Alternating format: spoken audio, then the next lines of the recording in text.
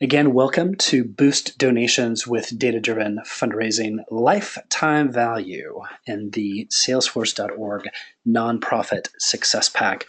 This webinar that we are presenting to you today is actually part of a monthly series. Some of you may have attended one earlier this year. This monthly series usually is aired right around the middle of the month, and it is entirely focused on helping you to become more efficient and effective in meeting your mission as a nonprofit organization. 9 times out of 10, what that means is we're focusing on fundraising and how you can get more money to fund your mission, broaden the number of people who are supporting you. 9.5 times out of 10, it also includes a healthy dose of tactics specific to the nonprofit success pack. So we love Salesforce and are really seeking to make sure that those using Salesforce are getting every last bit of good out of it. So today's webinar is in keeping with all of that stuff. We're going to be focusing on discussing how you can increase your donations by peering into the data that you have in Salesforce and being able to use that strategically. Now, I've used we a couple times. It's time to share who we is. The me part of we is Tim Forbes. I'm the VP of Products and Marketing at PicNet. PicNet is the company behind Soapbox Engage, and we'll share a little bit more about Soapbox Engage in a moment. Prior to being here at PicNet, where I've been for about a decade, I spent 10 years as a nonprofit accidental techie myself, and part of that included time as a fundraiser, various places around the country, around the world. So that is some of my background that's relevant to this topic. The other more valuable, more intelligent, undoubtedly more beautiful part of we is Marisa Taylor. Marisa is our professional services manager here at PicNet. Prior to being professional services manager for us, she was a nonprofit fundraiser for a couple different organizations. Right now, she is simply a nonprofit fundraising smarty pants who is working as professional services manager here. She is going to be doing the lion's share of the strategy portion of the webinar. So be prepared to listen, absorb every word that she's about to tell you in the next few minutes, and then I'll be able to bring up the end to talk about some of the Salesforce stuff. So I mentioned that PicNet is the company behind Soapbox Engage. Just a moment here for a commercial from our sponsor, because this is how the bills get paid for us. Soapbox Engage is a suite of online engagement tools that integrate with Salesforce, specifically with the Nonprofit Success Pack. And they are all about helping you raise more money so you can change the world. The apps that we're specifically talking about allow you to do online fundraising, e-commerce, event management. There's a form building app to push data to Salesforce. There's a directories tool that allows you to search and display data from Salesforce on your website, perfect for, say, membership organizations that want to show a current list of their members. It also includes apps for online advocacy that include a petitions app and Soapbox Actions, which is a Write Your Rep tool. And finally, there's also the ability to add on a portal service through a user integration feature that allows front-end web users to have logins that connect with contact records in Salesforce that allow for a fully customizable, personalized web experience when they log into your website. Enough of that. No more shall we talk about Soapbox Engage. We're only going to be talking about the strategy and tactics that we had to share with you today after we go over a few webinar ground rules and goals. Our first goal today is we really will be aiming to give you no formula-induced headaches. We fully recognize that when you talk about data-driven fundraising, formulas, equations, any of that stuff, there's a vast percentage of the population who just start developing a migraine. We are going to try and avoid that as much as possible and focus first and foremost on why all of this matters, then dig down into how you come up with the numbers that are going to be most important. We're going to try and get that as straightforward and simple as possible. And then we'll be digging into things on the Salesforce side so that you can basically paint by number through some instructions that we'll be able to provide to you so that you can tease out some of the data that we're going to be talking about within your Salesforce instance without too much elbow grease. So first goal, no formula-induced headaches. There will be that heavy dose of strategy that we're going to be talking about to fully ground you into why the heck we're even having this webinar. We'll be touching on that Salesforce Nonprofit Success Pack wizardry, and very crucial to your sanity as we walk through this webinar, we will be sending follow-up materials. So don't worry about frantically taking screenshots or jotting down notes as we roll through things. In addition to the recording that will be available, we'll also be sharing some step-by-step how-to recipes so that that formula that we'll show you on slide 17 isn't something that you'll need to just freelance type based on a screenshot that you grab from the webinar. We'll be sharing that with you just to make it easy. Those are the goals. Couple ground rules. First is we're going to be talking through the content. There's going to be a lot of it because we've got the strategy piece, then the tactics, and that'll fill up probably most of, if not all of our 45 minutes. If we have time after that, we'll tackle any questions that you all toss our way. Feel free to do the tossing of those questions as we go through the webinar. And you can do that by using the chat window in the GoToMeeting app that you've got up. So feel free to toss them in. No guarantees that we'll have time at the end to answer them, but we will do our best. That's one ground rule.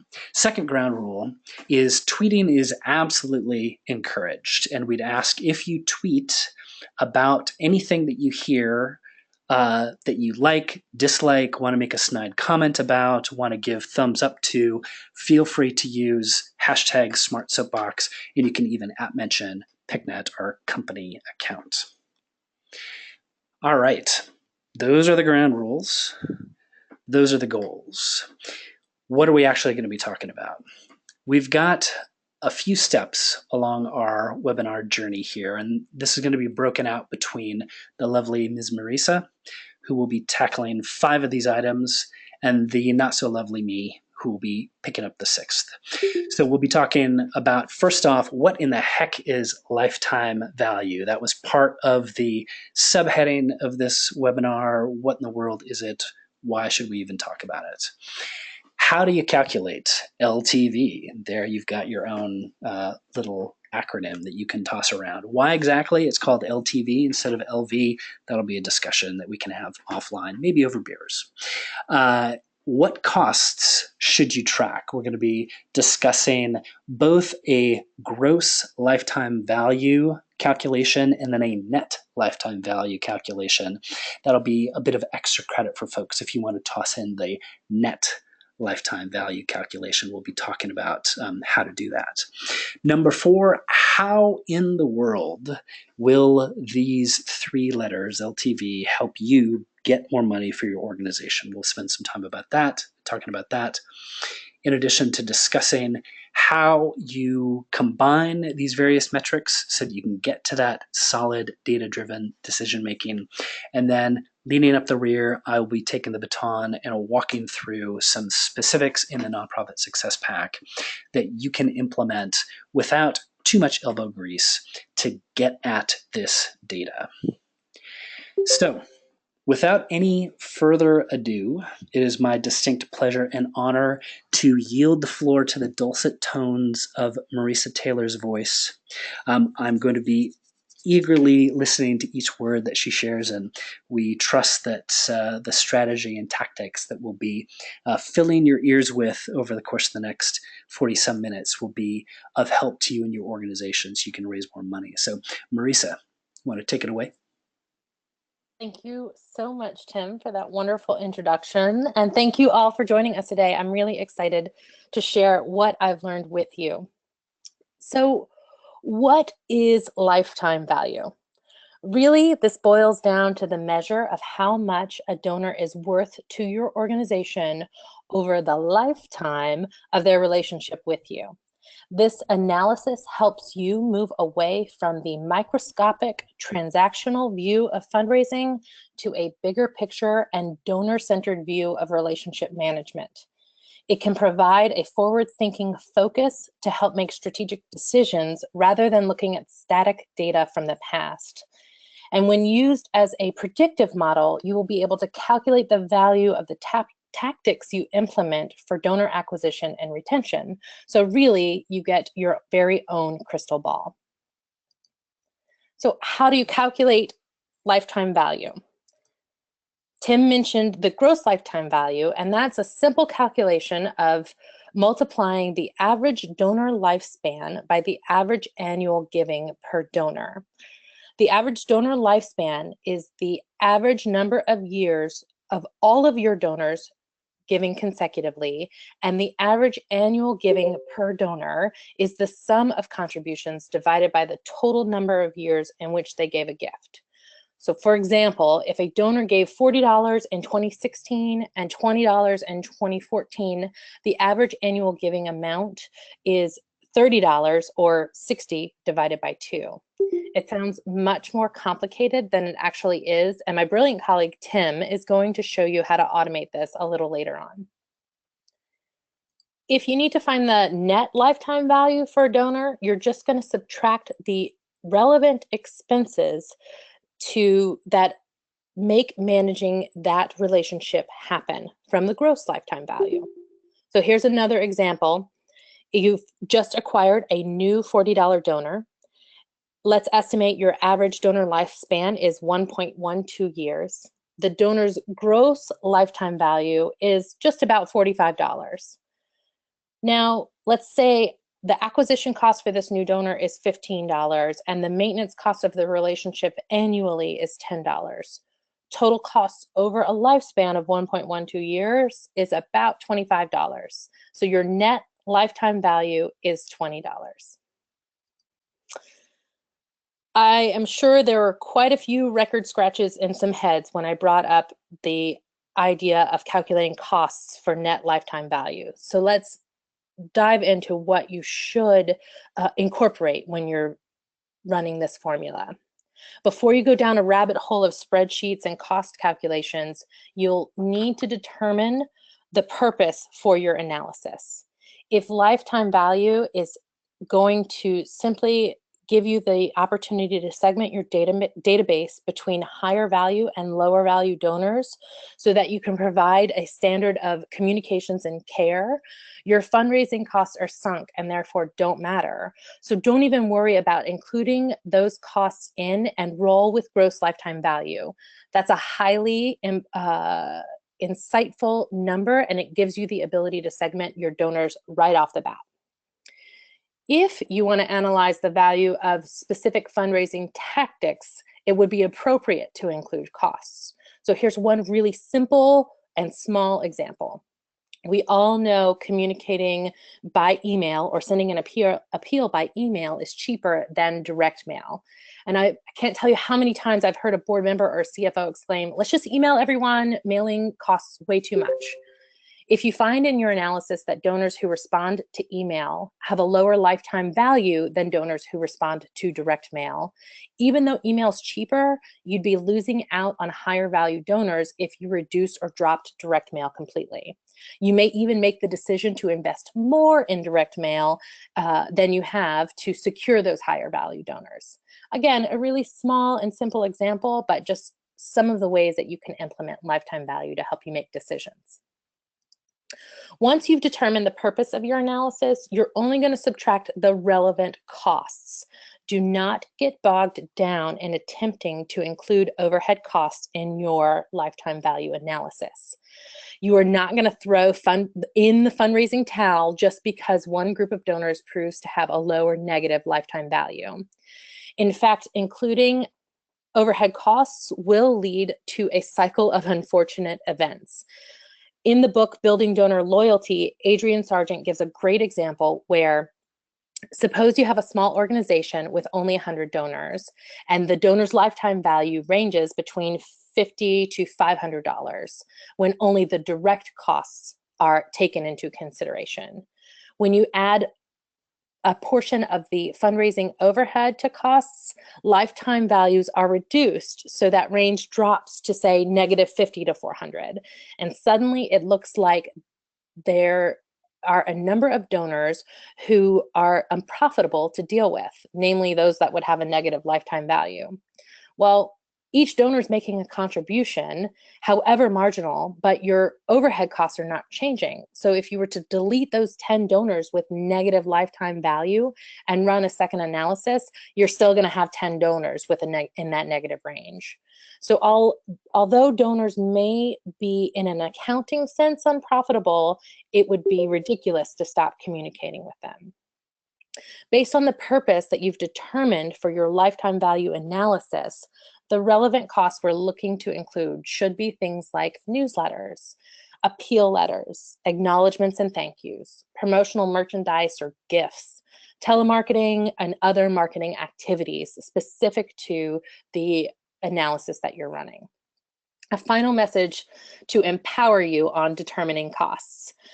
Finding the net lifetime value is how you would begin to build a predictive model for your donors. It is not a list of numbers that you're submitting for an audit. So if you need to make assumptions and estimates, that's okay. Just document it so the next time you run a lifetime value analysis, you can follow that same methodology. You can use lifetime value to be a better fundraiser. There are 4 main areas where lifetime value will help you make strategic decisions and improve your fundraising program. Let's start with donor acquisition.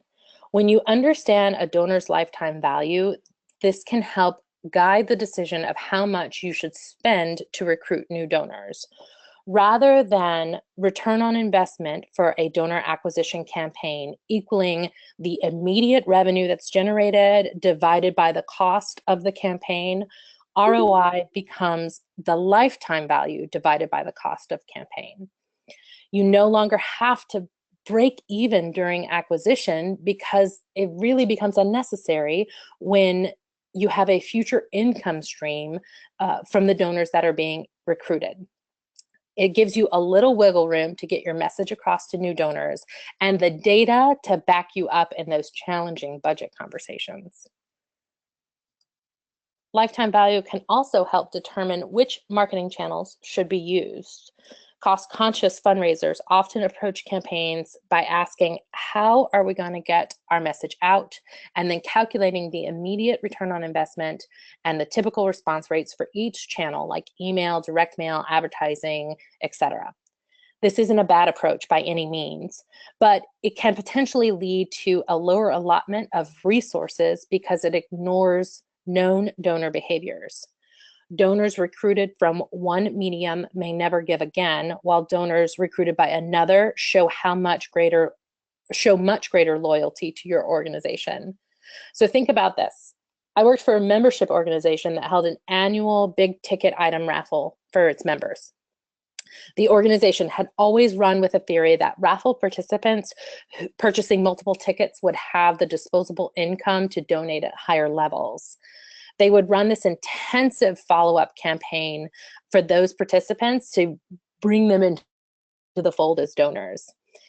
As it turned out, donors giving when they paid their annual membership fees had a higher lifetime value than donors responding to the post-raffle appeal. We were then able to shift our focus and our resources to acquiring donors when they were in the process of paying their membership dues rather than on these raffle participants. With an average 46% retention rate in our industry, we all have a list of lapsed donors. Obviously, reactivating lapsed donors makes sense. And these are folks that were once motivated enough to give to you. It should be easier to reactivate a lapsed donor than to acquire a brand new donor. If you find you have a big list of lapsed donors, assessing lifetime value can help you segment these folks and prioritize who you appeal to first. Targeting donors with a higher lifetime value is likely to be a more efficient use of your resources. And also, when you know the number of lapsed donors you'll focus on and the strategy you'll implement to bring them back, you can build that into a line item into your budget. You can use lifetime value to help improve your retention rates. Really, this boils down to segmenting and guiding your communication strategies for ongoing donor development and their retention. Knowing the lifetime value for a donor will allow you to assign them to a specific segment and then create the strategy for communicating with them. In the beginning, this may just be the simple awareness of the difference in their contribution.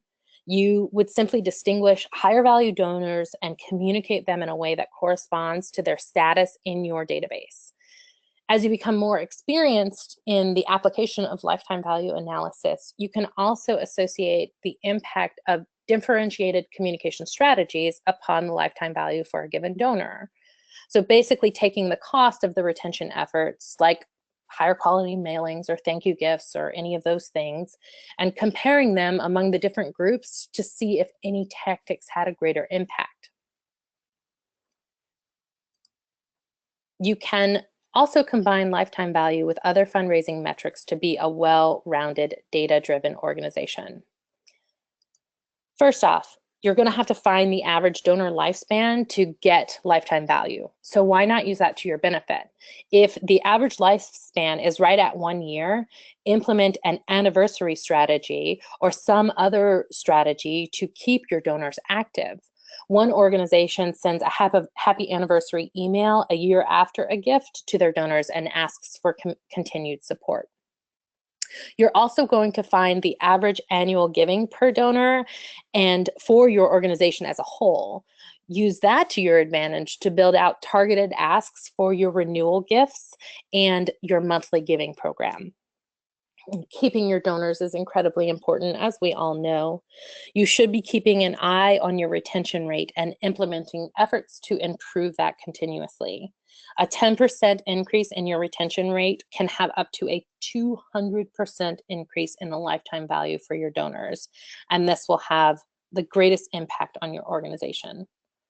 Ultimately, the goal here is to give you the data-supported insight into your donors so you can prioritize and see the highest rate of success as quickly as possible. And with that, I'm going to turn the presentation back over to the incredibly talented and mellifluous Tim Forbes, who will show you how you can automate much of this analysis and blow your mind with some of his Salesforce wizardry. Oh my gosh, I don't know if I'm going to be able to come up with a $25 word like that in my presentation, but I don't think I'll even try. We will just stick with smaller words that I know I can get my mouth around as I share with you the Salesforce.org Nonprofit Success Pack tactics that we're going to be diving into. Marisa gave a couple of foreshadowings what some of those numbers are. The big one, obviously, is going to be lifetime value, the whole thing that we're talking about for this webinar. We're going to be focusing on gross lifetime value. We're going to be keeping it fairly straightforward. We're going to be setting aside the whole question of costs because that can get insanely complicated potentially and very specific to your organization. So we're going to make it easy on ourselves for the Salesforce paint by number set of items that we're going to be sharing here and just focus on getting this number, or more specifically, your organization's version of this number, gross lifetime value, $185, on a dashboard widget in Salesforce, along with several other friends of this number on that same dashboard. That is the objective over the next few minutes here. The great thing about the Nonprofit Success Pack is that it gets you a significant distance of the way there just out of the box, because what we can see on the contact, and we will be building all of this on the contact record. You very well may choose to build it on the account or household when we send over the information to you for the follow-up email. You can basically riff on it as you wish to apply these same principles to those objects. We're going to focus on the contact. And on the contact, you already know that within the Nonprofit Success Pack, you've got valuable information like total gifts this year, last year, 2 years ago. That's a great start. And we are going to be focused on how we can extend that information so that we can go 5 years back. 5 years back.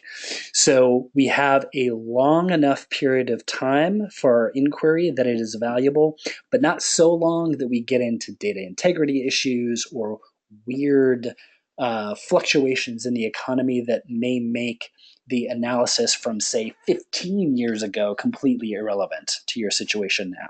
So we're going to be content to say, let's look at this year and the 5 years previous to come up with a couple different numbers. First is the lifespan number that Marisa mentioned. We want to calculate for each and every existing donor the number of consecutive years that they have been giving.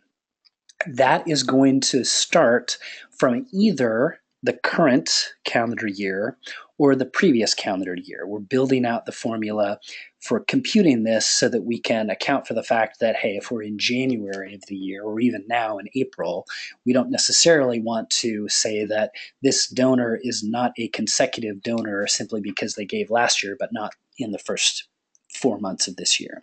So we'll be walking through how to compute the number of consecutive years a given donor has given to your organization. And we're also going to look at that average annual giving for a particular donor, all with the goal of rolling these numbers up to get that gross lifetime value for your entire organization and a couple other goodies that we'll show at the end. So how do we do that? First, we can back up our period of inquiry beyond what the Nonprofit Success Pack gives us already. We saw in the contact screenshot that we have data for the current year, last year, and 2 years ago. We need 3, 4, and 5 years ago. The way we can get that is through a combination of a couple things. And what we're going to be using as a tool will be familiar to those who attended the webinar last month where we discussed moving one-time donors to recurring donors. It's going to be a mix of using user-defined rollups that are available in the Nonprofit Success Pack, formula fields on the opportunity record or donation record, and new custom fields on the contact. So just to recap for those who attended last month's webinar and maybe don't have it fresh in their mind, or those who are brand new to our webinar series, within the Nonprofit Success Pack, you're able to create user-defined rollups that do a number of calculations, either summing or taking an average, showing the minimum, maximum value for opportunities related to, in our case, contacts. That's insanely powerful, super cool stuff. What it doesn't allow for, though, is filtering the data on those opportunities by any particular criteria. So the way that we can create a filter so that we're only rolling up the data that we're interested in is by creating a formula field, or in this case, multiple formula fields on the opportunity, and then rolling up those particular fields to the contact. That's going to be how we get the totals for total gifts 3 years ago, 4 years ago, 5 years ago. That's going to be through a series of 3 formula fields on the opportunity that will present the amount value of that opportunity if the opportunity was closed won in a date 3 years ago, 4 years ago, 5 years ago. So again, No need to take screenshots, no need to frantically write down what all this stuff is. All will be shared in step-by-step recipes as a follow-up email on this. But just to present the overall idea, we've got the 3 formula fields. We can add in summary fields, or sorry, user-defined rollups that total each of those opportunity fields into those 3 fields that we saw on the contact record. In addition to those totals, we'll have a couple formula fields that give us the consecutive years giving and the average annual giving. So in the case of this example, we've got a donor who didn't give this year, but gave last year and 2 years ago. So their consecutive years of giving is 2. If they had given the 3rd year as well, or given this year, the number would be 3.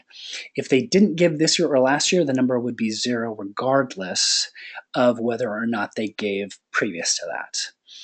For the annual giving, you'll see the math on this one is super easy because they gave $40 in total last year, $40 in total 2 years ago. So their average annual giving is $40. That data, now that it lives on the contact record and is presented in these formulas, just a hat tip to 2 folks that help create these formulas in a different context for Katie over at Swift River and Beth at Bigger Boats. Now that all of those fields exist, we're able to create a report, a gross lifetime value report that rolls up all this information so that we can display those numbers that we discussed at the beginning during the strategy session of Maurice's portion of the webinar. With those numbers, we can compute that average donor lifespan just as part of the roll-up on the report, so that we're taking those consecutive years of giving and translating into an org-wide average. That's that 1.1 years that you see there. We see the average annual gift amount that is $169 for all of the donors that have given to your organization during that 5-year period. And that gross lifetime value figure is simply that average donor lifespan times average annual gift amount that gives us the total gross lifetime value of $185 for our organization. What we're seeing here is a screenshot in the Lightning experience of a dashboard in the Nonprofit Success Pack. Below each of these values that we see at the top is where stuff starts to get really interesting, because as Marisa noted, being able to calculate gross lifetime value allows you to segment your donors into different groups and then look at how that lifetime value varies across those different groups. What we've got here in our example is an analysis that shows by recurring donor status, what these different metrics look like. Now, recurring donor status is something that was, again, discussed in the previous month's webinar. So if this particular use case is intriguing to you, feel free to go back to our previous month's webinar, and we'll share a link to that in our follow-up email.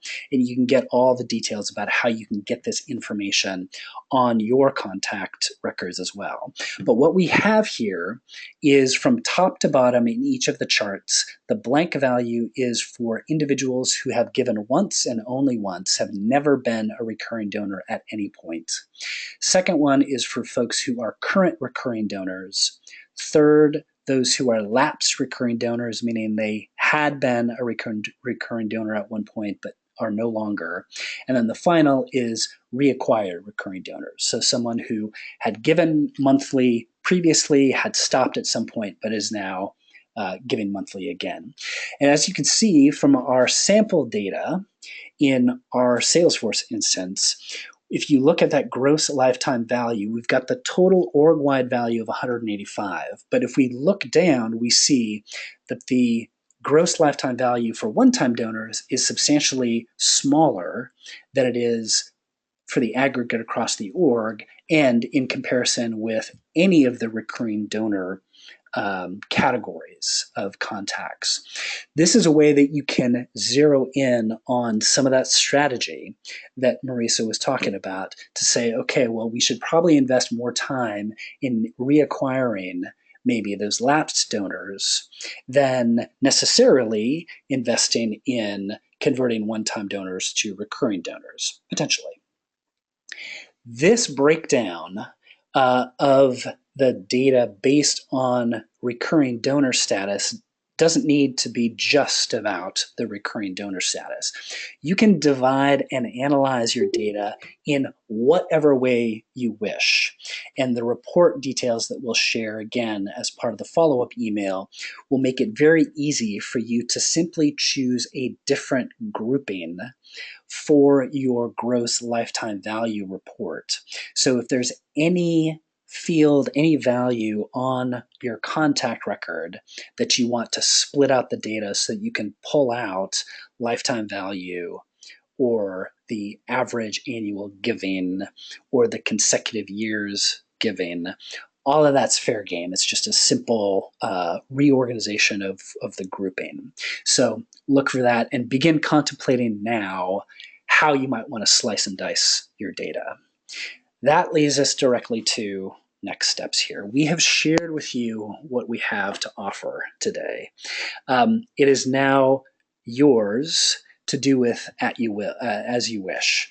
And those next steps might not be next steps, they may be next steps, depending on where you're at. Maybe lifetime value is a concept that's brand new to you, and most of the stuff that we've discussed didn't really resonate, but there's some kernel there that you want to pursue. That's awesome. What we'd recommend is just looking at the bare minimum of what you want to do to get you a couple steps ahead from where you are now. And that may be getting the follow-up email, looking at the recipes that we've got for adding in these fields on the contact to show total giving 3 years, 4 years, 5 years ago, getting that consecutive giving number there, and then getting the annual average giving field on your contact so that you can have that data at your disposal. Maybe it's taken the next step of adding in the report. Totally up to you. If you're already at a point where you're aggressively using lifetime value, then some of the other pieces that Marisa shared with in terms of the strategy portion and figuring out ways to segment the data, maybe adding in those the calculations for the costs so that you move from gross lifetime value to net lifetime value could be more your speed. We would just encourage you to target what you'd like to accomplish based on where you're at in your organization and within your Salesforce instance, and then find ways that you can kind of nudge the ball forward to get you closer to data-driven success with Salesforce. That is the conclusion of our webinar. We'll throw up our contact information here on the final slide. We've got just a few more moments. If folks want to toss in a question into the chat, we're here to go ahead and do our best to answer. Otherwise, feel free to go and use this extra 3 or 4 minutes of your day to contemplate how you can implement this for your own organization. And then within the next day or so, you can look for our follow-up email that shares the specific recipes for tackling this within Salesforce. So thanks so much for attending. Again, we'll hang on the call here for just a couple moments should folks have questions, but otherwise, thanks so much for your time and attention.